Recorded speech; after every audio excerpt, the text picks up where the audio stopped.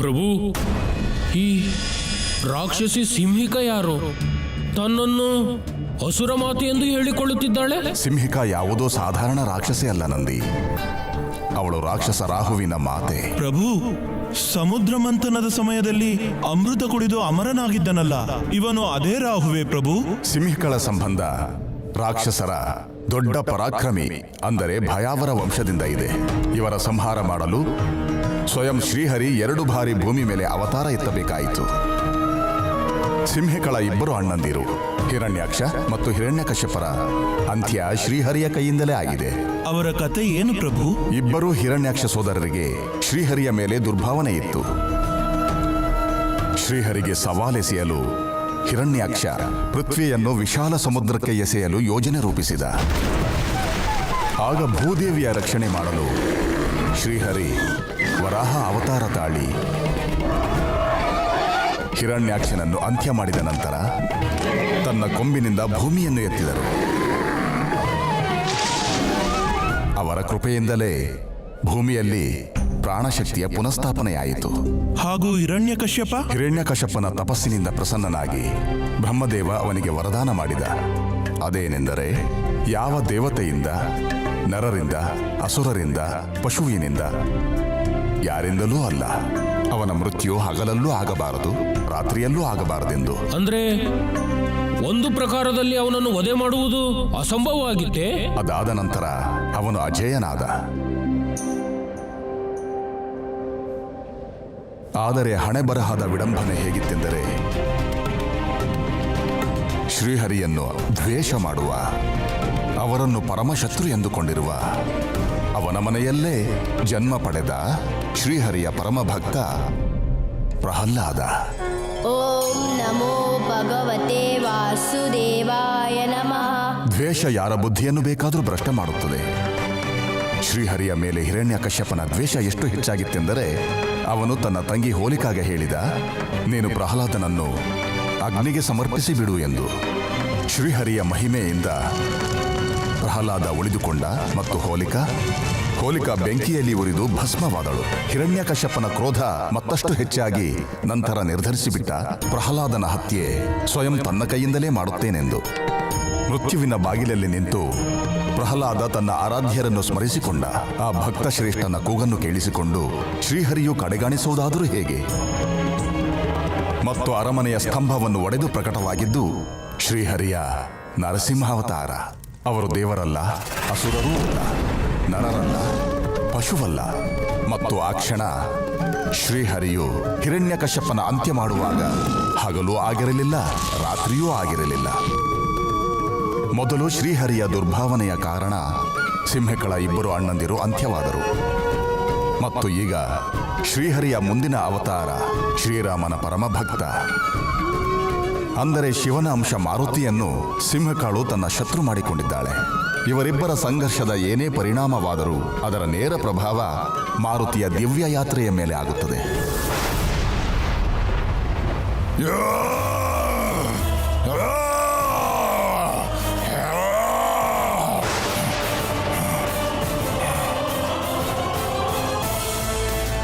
ಈ ವಾತಾವರಣದಲ್ಲಿ ಏಕಾಏಕಿ ಪರಿವರ್ತನೆ ಹೇಗಾಯಿತು? ವಾನರ ರಾಜ ವಾಲಿ, ರಾಕ್ಷಸರ ಮತ್ತು ವಾನರ ನಡುವಿನ ಶಾಂತಿ ಸಂಧಿಯನ್ನು ಮುರಿದಿದ್ದೀಯಾ ನೀನು? ನೀನು ಅವಶ್ಯವಾಗಿ ಯಾವುದೋ ಮಾಯಾವಿ ರಾಕ್ಷಸ ಇರಬೇಕು. ನಿನಗೆ ಧೈರ್ಯವಿದ್ದರೆ ನಮ್ಮ ಎದುರಿಗೆ ಬಾ.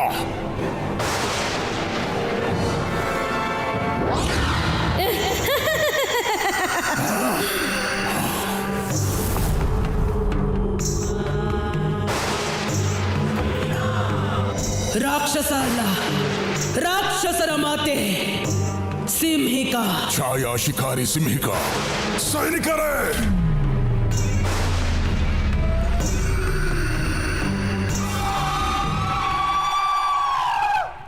ಮಹಾಬಲಿ ಬಾಲಿಯ ಹೃದಯದಲ್ಲಿ ಅಸುರ ಮಾತೆ ಸಿಂಹಿಕಾಳ ಬಗ್ಗೆ ಇಷ್ಟೊಂದು ಭಯ ನೋಡಿ ಆನಂದವಾಯಿತು. ವಾಲಿಗೆ ಯಾರ ಭಯವೂ ಇಲ್ಲ ಸಿಂಹಿಕಾ. ವಾಲಿ ಒಬ್ಬ ಯೋಧ. ತನ್ನ ಶತ್ರುವಿನ ಅಂತ್ಯ ಮಾಡಲು ಸದಾ ಸಿದ್ಧವಾಗಿರುತ್ತಾನೆ. ಸಿಂಹಿಕಾ, ಭಯ ಭೀತಿ ನಿನಗಿರಬೇಕು. ಏಕೆಂದರೆ ಇಲ್ಲಿಗೆ ಬಂದು ನೀನು ನಮ್ಮ ಒಪ್ಪಂದವನ್ನು ಮುರಿದಿದ್ದೀಯ. ಸೈನಿಕರೇ, ಬಂಧಿಸಿ. ಸಿಂಹಿಕಾ ಒಂದು ಛಾಯೆ ಅಷ್ಟೇ, ಯಾರಿಗೂ ತಿಳಿಯುವುದಿಲ್ಲ ಆ ರೀತಿಯ ಮಾಯೆ. ನೀನು ನಮ್ಮನ್ನು ಹಿಡಿಯಲಾಗುವುದಿಲ್ಲ ವಾಲಿ, ಆದರೆ ನಿನ್ನ ಛಾಯೆಯಿಂದ ನಾವು ನಿನ್ನ ಶಿಕಾರಿ ಮಾಡಬಹುದು.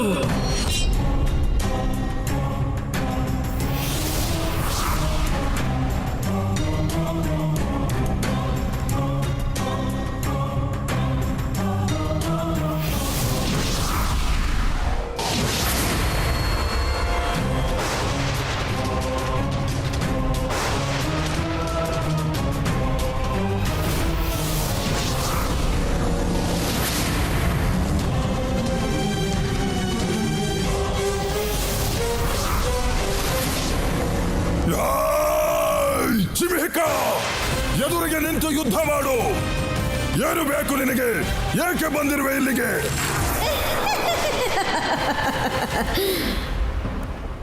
ರಕ್ತಪಾತವಿಲ್ಲದೆ ಯಾರು ಮಾತಿಗೆ ಬರುವುದೇ ಇಲ್ಲ. ನಿನ್ನ ಒಬ್ಬ ವಾನರ ನಮ್ಮ ಗಡಿಯ ಒಳಗೆ ಪ್ರವೇಶ ಮಾಡಿ ಶಾಂತಿ ಸಂಧಿಯನ್ನು ಮುರಿದಿದ್ದಾನೆ.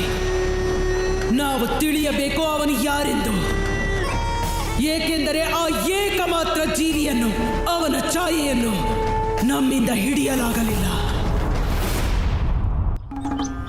ಎಲ್ಲಿ ಹೋದ ಈ ಮಾರುತಿ?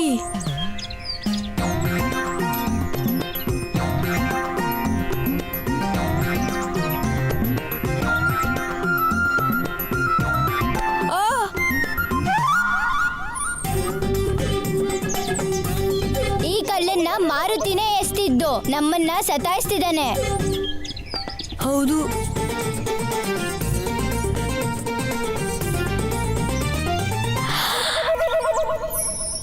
ಜಗನ್ ಅಲ್ಲೋಡು, ಮಾರುತಿ. ನೀನು ಆ ಕಡೆಯಿಂದ ಹೋಗು, ನಾನು ಈ ಕಡೆಯಿಂದ ಹೋಗ್ತೀನಿ.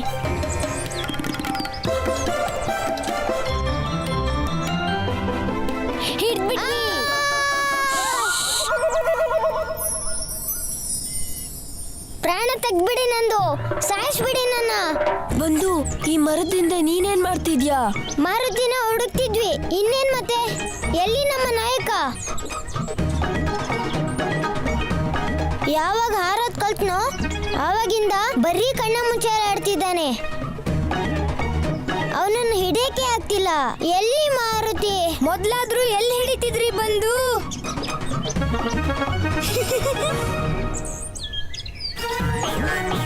ನಾವ್ ನಿನ್ನ ಹಿಡಿದೇ ಹಿಡಿತೀವಿ. ಹೌದಾ? ಹಿಡಿಯೋದ್ ದೂರ, ಹುಡುಕಿದ್ರೆ ಸಾಕು, ನಾವು ಒಪ್ಕೊಳ್ತೀವಿ.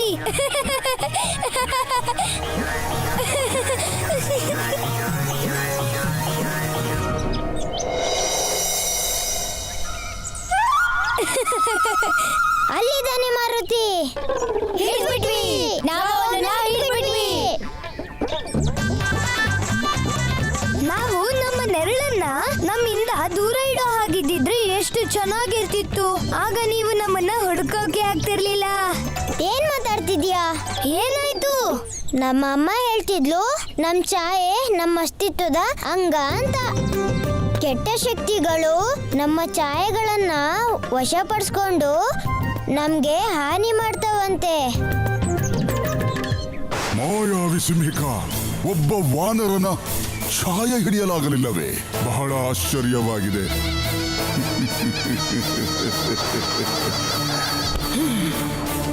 ಈ ವಿಷಯವೇ ನಮ್ಮನ್ನು ಸೂಜಿ ಹಾಗೆ ಚುಚ್ಚುತ್ತಿದೆ.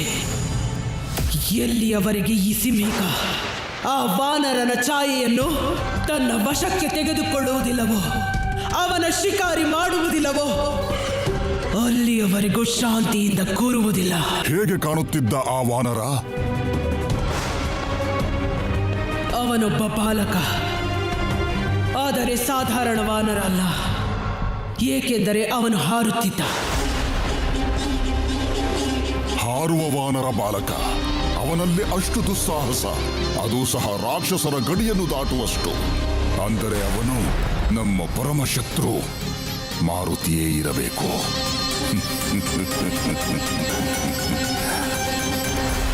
ನಮ್ಮ ಗುಪ್ತಚರರು ಸಹ ಇದೇ ರೀತಿಯ ಮಾಯಾವಿ ವಾನರನ ಬಗ್ಗೆ ಎಚ್ಚರಿಸಿದ್ದರು. ಅವನನ್ನು ಸುಮೇರು ರಾಜ್ಯದಲ್ಲಿ ನೋಡಿದ್ದರು. ನಮ್ಮ ಪ್ರತಿಷ್ಠೆಗೆ ಕಳಂಕ ತಂದೊಡ್ಡಿದ್ದಾನೆ ಆ ವಾನರ. ಆ ವಾನರ ಏನಾದರೂ ಸಿಗದಿದ್ದರೆ ನಾವು ಸಮಸ್ತ ವಾನರ ಕುಲವನ್ನು ನಾಶ ಮಾಡುತ್ತೇವೆ.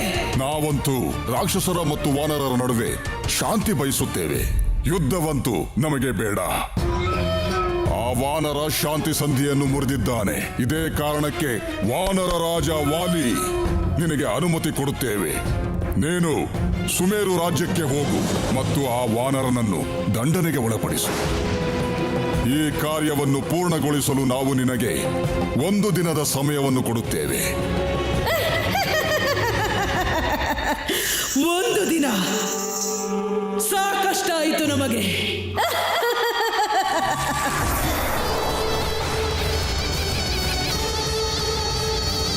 ಶತ್ರುವಿನ ಶತ್ರು ಮಿತ್ರನಾಗುತ್ತಾನೆ. ಅರ್ಥವಾಯಿತೆ ಸುಕೇತು?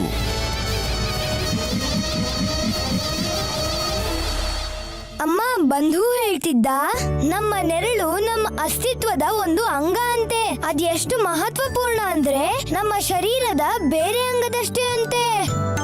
ಸತ್ಯನೇ ಪುತ್ರ. ನಮ್ಮ ನೆರಳು ಕೇವಲ ನಮ್ಮ ಶರೀರದ ಬಿಂಬ ಮಾತ್ರ ಅಲ್ಲ, ನಮ್ಮ ಮನಸ್ಸಿನ ಪ್ರತಿಬಿಂಬ ಕೂಡ ಆಗಿರುತ್ತೆ.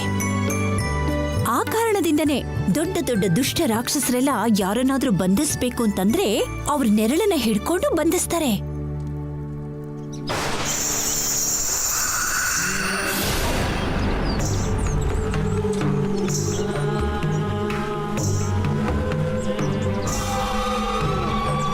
ಅಲ್ಲಿರುವುದು ಸುಮೇರು ರಾಜ್ಯ. ನಾಳೆ ಸೂರ್ಯೋದಯವಾಗುತ್ತಿದ್ದಂತೆ ಒಬ್ಬೊಬ್ಬರಾಗಿ ಸುಮೇರು ವಾಸಿಗಳ ಛಾಯೆಯನ್ನು ಬಂಧಿಸಿ ನಾವು ನಮ್ಮ ಮಾಯಾವಿ ಚೀಲದಲ್ಲಿ ಹಾಕುತ್ತೇವೆ. ಎಲ್ಲಿಯವರೆಗೆಂದರೆ ಆ ಹಾರುವ ವಾನರ ನಮಗೆ ಸಿಗುವವರೆಗೂ.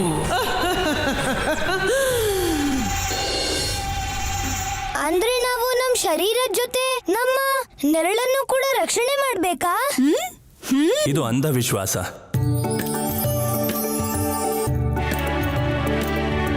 ನಮಗೆ ಆಶ್ಚರ್ಯವಾಗುತ್ತಿದೆ ನಿಮ್ಮಂತ ಆಧುನಿಕ ವಿಚಾರಗಳು ತಿಳಿದಿರುವ ಸ್ತ್ರೀ ಕೂಡ ಈ ವಿಷಯಗಳನ್ನು ನಂಬುತ್ತೀರಿ ಎಂದು. ಪುತ್ರ ಮಾರುತಿ, ನೀವು ನಿಮ್ಮ ತಾಯಿಯ ಈ ಮಾತುಗಳನ್ನು ಹೆಚ್ಚು ಗಂಭೀರವಾಗಿ ತೆಗೆದುಕೊಳ್ಳಬೇಡಿ. ಹೌದಾ? ಅಂದ್ರೆ ನೀವು ಜ್ಞಾನಿ, ಬ್ರಹ್ಮಜ್ಞಾನಿ. ನಿಮ್ಮ ಮಾತು ವಿಶೇಷವಾಗಿರುತ್ತೆ, ನಮ್ಮದೇನೂ ಇಲ್ಲ. ನಮ್ಮ ಮಾತಿನ ಅರ್ಥ ಅದಾಗಿರಲಿಲ್ಲ ದೇವಿ.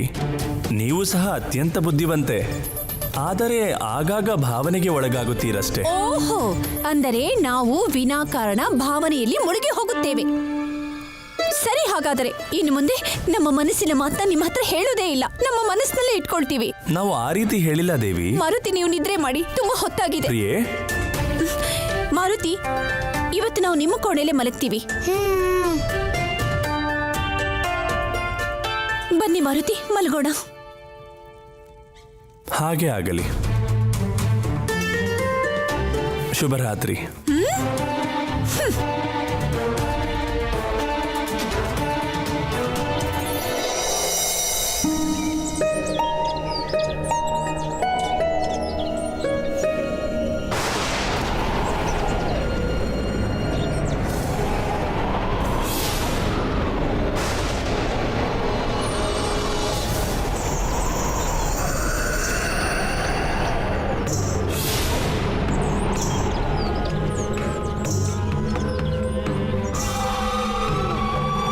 ಅಸಹಾಯಕ ಪಾಪದ ಈ ಸುಮೇರು ವಾಸಿಗಳು ಮನೆಯಿಂದ ಹೊರಗೆ ಬಂದಿದ್ದಾರೆ.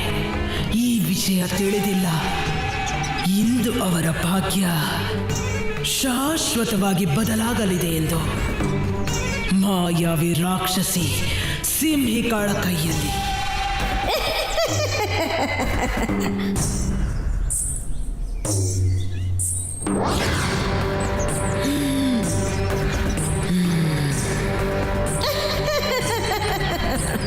ಈಗ ನಾನು ಸುಮೇರು ವಾಸಿಗಳ ಛಾಯೆಯನ್ನು ನನ್ನ ಚೀಲದಲ್ಲಿ ಬಂಧಿಸುತ್ತೇನೆ.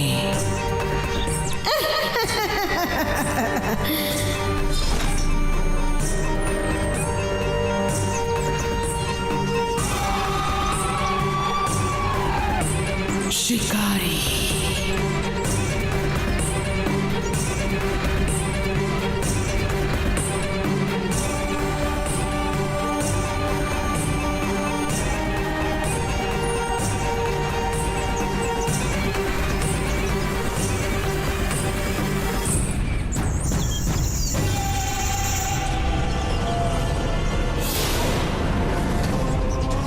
ಅಯ್ಯೋ, ಏನಾಗ್ತಾ ಇದೆ?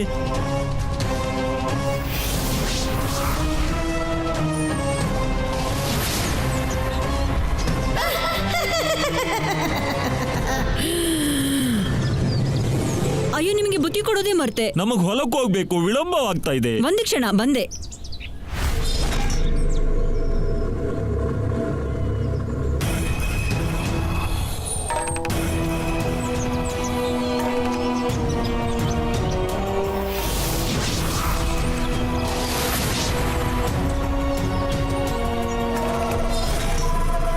ತಗೊಳ್ಳಿ ನಿಮ್ಮ ಬುತ್ತಿ ಚೀಲ. ಅಯ್ಯೋ, ಹೊರಟೆ ಹೋಗ್ಬಿಟ್ರಾ?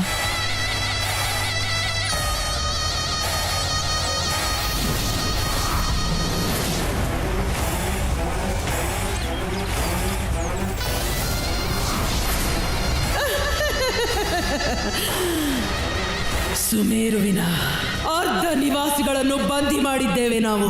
ಆ ಹಾರಾಡುವ ವಾನರ ಎಲ್ಲಿಯವರೆಗೂ ಸಿಗುವುದಿಲ್ಲವೋ ಅಲ್ಲಿಯವರೆಗೂ ನಾವು ನಿಲ್ಲುವುದಿಲ್ಲ.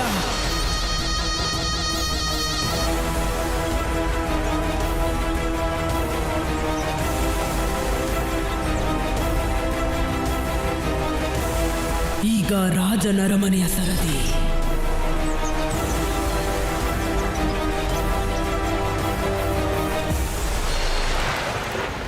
ಮಾರುತಿ, ಇವತ್ತ್ಯಾಕೋ ಗೊತ್ತಿಲ್ಲ, ನಿಮ್ಮನ್ನ ಹೊರಗಡೆ ಕಳ್ಸೋದಕ್ಕೆ ನಮ್ಗೆ ಯಾಕೋ ಮನಸ್ಸೇ ಬರ್ತಿಲ್ಲ. ಯಾಕೆ? ಏನಾಯ್ತಮ್ಮ? ಅದು ವಾತಾವರಣದಲ್ಲಿ ಏಕೋ ಏನೋ ಬದಲಾವಣೆ ಆಗ್ತಿರೋದನ್ನ ನೋಡಿ ತುಂಬಾ ಭಯ ಆಗ್ತಾ ಇದೆ. ಅಮ್ಮ, ನಾವು ಬಿಸಿಲಲ್ಲಿ ಆಡೋದಿಲ್ಲ. ನಾವು ಬೇಗ ಮನೆಗೆ ಬರ್ತೀವಿ. ಆದ್ರೆ ನೀವು ಬೇಡ ಅಂದ್ರೆ ನಾವು ಹೋಗೋದೇ ಇಲ್ಲ. ನೀವಿಷ್ಟು ಮುದ್ದು ಮುದ್ದಾಗಿ ನಮ್ಮನ್ನ ಕೇಳಿದ್ರೆ ಬೇಡ ಅನ್ನೋದಕ್ಕೆ ಮನಸ್ಸು ಹೇಗೆ ಬರುತ್ತೆ? ಹೋಗ್ಬಿಟ್ಟು ಬನ್ನಿ, ಆದ್ರೆ ಎಚ್ಚರಿಕೆಯಿಂದಿರಬೇಕು. ಸರಿ ಅಮ್ಮ, ಧನ್ಯವಾದಗಳು. ಪುತ್ರ, ಎಲ್ಲಿಗೆ ಹೋಗುತ್ತಿರುವಿರಿ? ಪಿತಾಶ್ರೀ, ನಮ್ಮ ಮಿತ್ರರು ನಮಗೋಸ್ಕರ ಕಾಯ್ತಾ ಇರ್ತಾರೆ. ಮಾರುತಿ,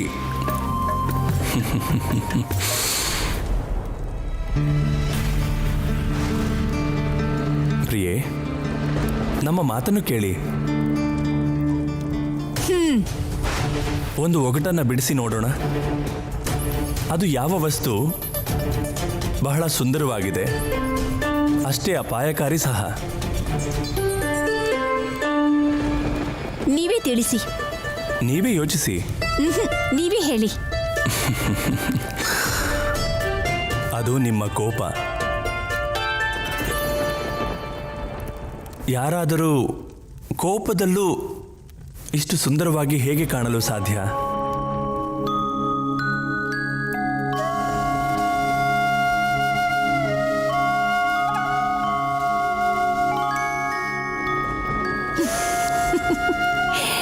ಸುಮ್ಮನಿರಿ ಸ್ವಾಮಿ. ಸ್ವಾಮಿ, ನನ್ನನ್ನು ಹೋಗಲು ಬಿಡಿ, ಬಹಳ ಕೆಲಸಗಳಿದೆ.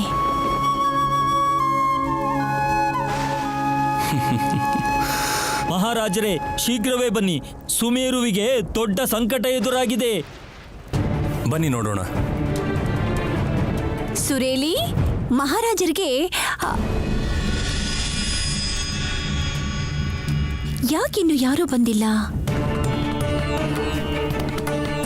ಸುಜಾತ, ಸುರೇಲಿ. ನಮ್ಮ ಸಭಾಂಗಣದಲ್ಲಿ ಯಾರೂ ಇಲ್ಲ. ನಮ್ಮ ಮಂತ್ರಿಗಳು, ಸದಸ್ಯರು ಎಲ್ಲ ಎಲ್ಲಿ ಹೋದರು? ರಾಜ್ಯಸಭೆ ಖಾಲಿ ಏಕಿದೆ? ರಾಜ್ಯಸಭೆ ಮಾತ್ರ ಅಲ್ಲ ಮಹಾರಾಜ, ಸಮಸ್ತ ಸುಮೇರುವಿನ ಸ್ಥಿತಿ ಹೀಗೆ ಇದೆ. ಮಶಾನ ಶಾಂತಿ ಆವರಿಸಿದೆ, ಎಲ್ಲರೂ ಮಾಯವಾಗಿದ್ದಾರೆ. ಮಾಯವಾಗಿದ್ದಾರಾ? ಇವತ್ತಿಂದ ನಾನು ಮಾರುತಿ ಜೊತೆ ಯಾವತ್ತೂ ಆಟ ಆಡೋದಿಲ್ಲ. ಮಾರುತಿ, ಕಣ್ಣ ಮುಚ್ಚಾಲೆ ಸಾಕು. ಎಲ್ಲಿದ್ಯಾ? ನಾವ್ ಯಾಕೆ ಇವ್ರನ್ನ ಸ್ವಲ್ಪ ಆಟ ಆಡಿಸ್ಬಾರ್ದು? ಎಲ್ಲಿದ್ಯಾ? ಬಾ ಮಾರುತಿ, ಎಲ್ಲಿದ್ಯಾ ನೀನು?